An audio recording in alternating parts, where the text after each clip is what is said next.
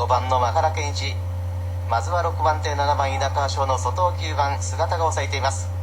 さあ抑えていました9番の姿がどうやら前段を抑えそうです。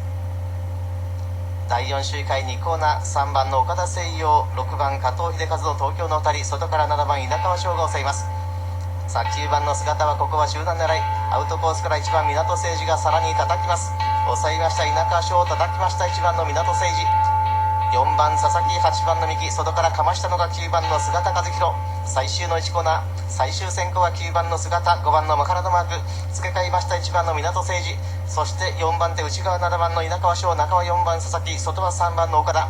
4番手はもつれつ3コーナーから2センター、かまし先行は9番岡田姿和弘、マークは5番のマハラケンイチ、3番手から港誠司、4番佐々木、外は3番の岡田誠陽。